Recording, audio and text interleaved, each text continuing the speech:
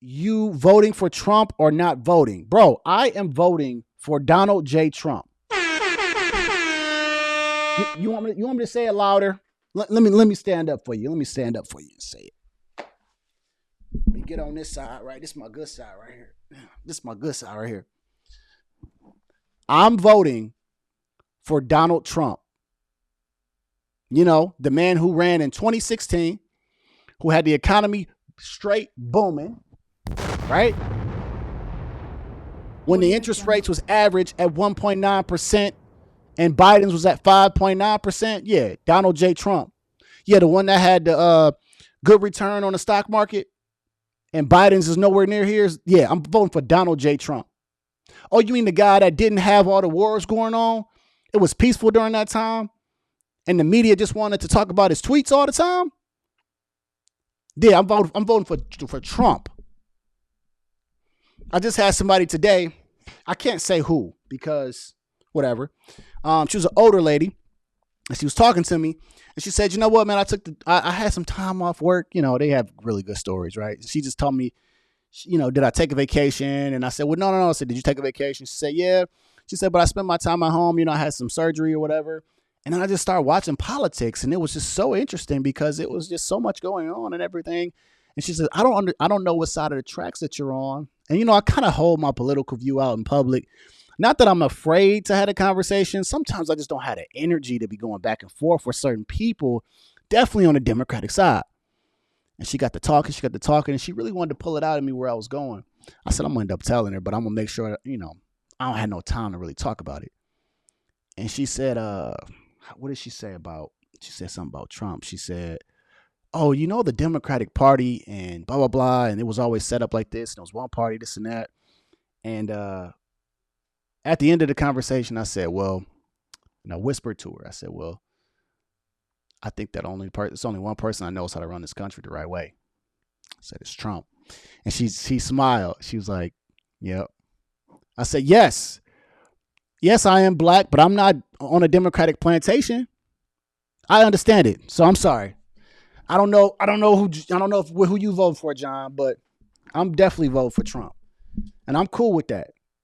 Because I'm not for all this crazy mess that the left is on. They care about this transgender stuff for children.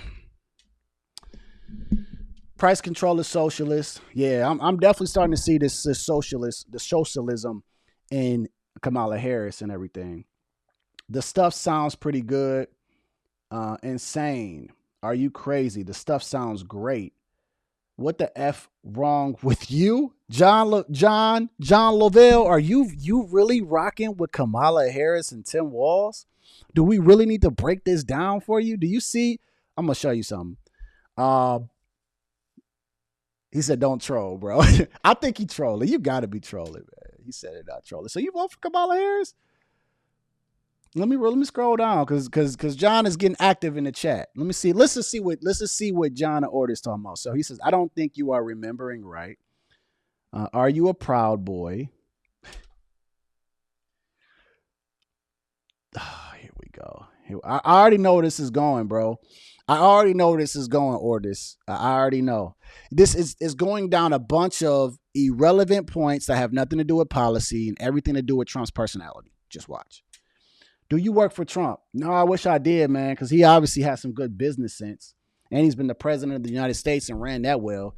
It's a lot of business advice I can learn from him. Oh, wait, let me guess. Wait. Don't even say it, John. Don't even say it. You're going to say that he filed for bankruptcy multiple times, right? And that doesn't make him a good businessman. But you're probably the same goofy that doesn't understand that he's also a billionaire. And there's so many investing and strategies and money ways to do things the right way. And sometimes you might have to file bankruptcy in certain ways. But guess what? If you know how to do it the right way, you continue to elevate.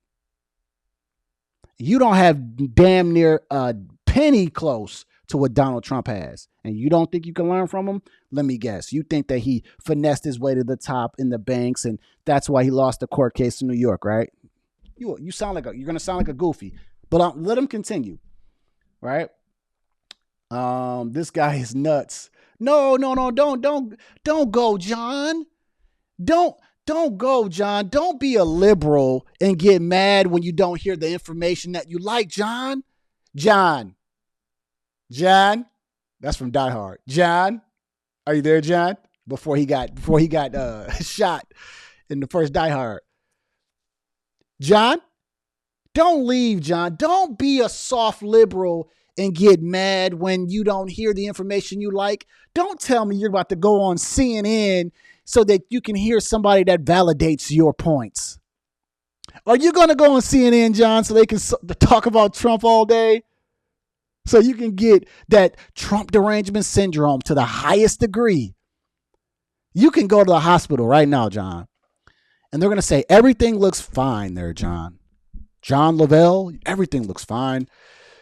But you have a severe case of Trump derangement syndrome. And this needs to be studied and this needs to be looked at because this is almost sickening. You got it there, John. You got Trump derangement syndrome there, bro. You talking about nothing that has to do with policy. Let me show you something. I know John's still hanging in there. John just acting soft, right? He just acting like he ain't leave. John's still there. Let me show John something. Let me show John something. Since I already got it up here. Let me see where it's at. Platform. Oh, look at this. All right, John. Let me show you something there, John. Johnny boy. Sexy boy. I'm not your boy toy. All right. Here you go, John. Let me show you something. All right, so let's roll through it, man. So here's 20 things that Trump's trying to do, right? There's 20. Yeah, let's just do secondary monitor. There's 20, right? 20 things. And here's what Kamala Harris is offering right now. 1, 2, 3, 4, 5 bullet points, right? 5. Just 5. He's got 20 promises, including one of the things that she's trying to steal, which is number 6. Can you read that there, John? You know what? You might not have good eyes because that Trump derangement syndrome might be seeping through your brain. Large tax cuts for workers and no tax on tips. You know, the same thing that Kamala Harris then flip-flopped on and trying to take. And she also voted for the Inflation Reduction Act. And she was the person to make the decision on the tying vote. The one she was in favor of. Man, get out of here. There's a difference. This is what he's trying to do. He's got 20 things, policies. She's got this. Man, get out of here, bro. Get out of here with that mess. All right. Yeah, go ahead and watch Joe Scarborough. Yeah, he's gonna go binge watch Morning Joe and Read Out. Yeah, the most delusional people on TV. Definitely Joy Reid. I can't wait till Donald Trump wins. I'm gonna then tune in to Joy Reid's channel every day just to see what's going on. That lady is insane. All right, y'all. That's that. And we got one last thing. I'm gonna get off this. Did I looked that up, man. Yeah, Kamala Harris economic plan. I'm sorry. Search the web. Yeah, so we gonna react to one more video. John is crazy, bro. I love when they come on the channel though. But you know what I noticed? When they come on the channel, they don't ever if I ever want to drop a link, and I do want to have a conversation with them sometimes to see what they go say. I've already extended the invitation 5 times and nobody comes up. Nobody ever wants to talk about Kamala Harris and what she offers. So Harris leans into populism with proposal for middle class and lower class. Of course, that's CNN. So let's read the New York Times.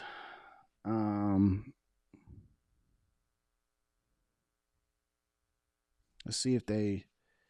Oh yeah, you probably okay. Here we see. But it sounds like that's probably what it is. Speech displayed their efforts to unpack. Y'all just get to the point, bro.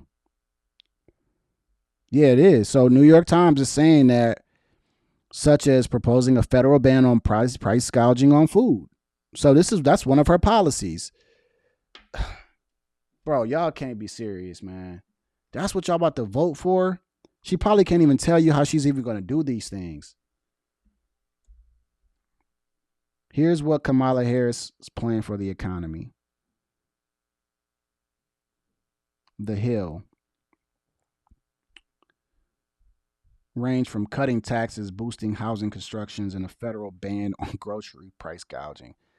Campaign says the proposals mark just one part of her economic plan and will be a priority of her first 100 days in office if selected. So yes, boosting the child tax credit. That's the $6,000 per child for the first year of their life. The first year. So that sounds dumb. Price gouging ban, expanding affordable housing, first ever tax, building starter homes for first time home buyers.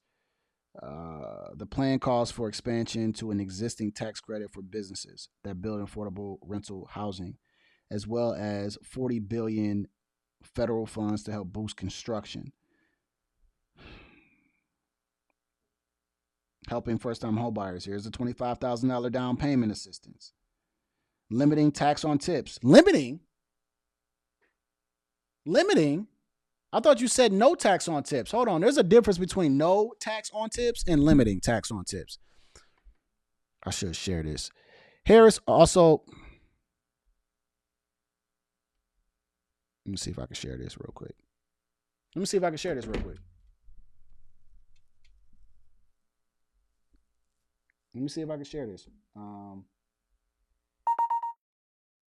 All right, there it goes. Oh man, I love Apple. Apple is so seamless. So let me get to the big screen. Let me show y'all what I'm reading.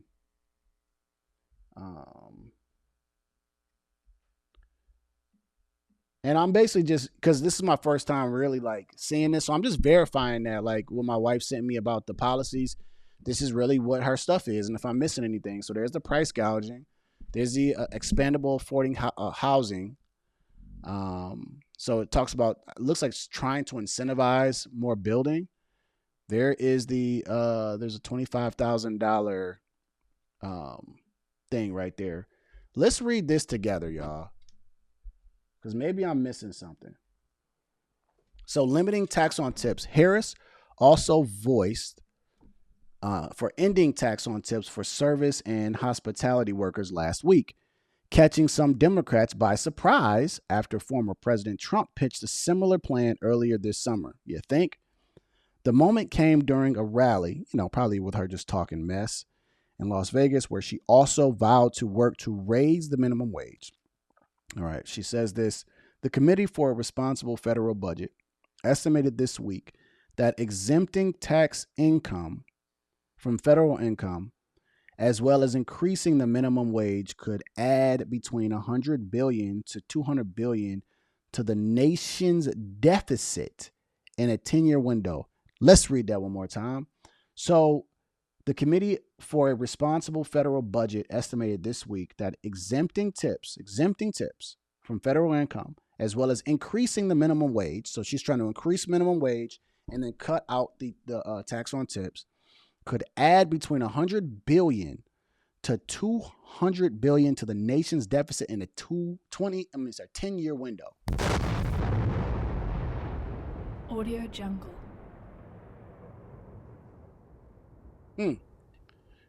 So maybe when they start talking about tax on tips, now what Trump needs to do is find out how to do this without increasing the nation's deficit, right? And I wonder what his plan is compared to what she's proposing, right?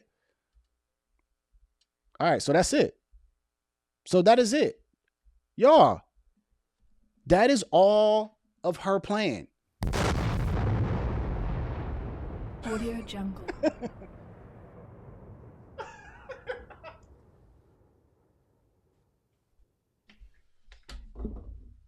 This is...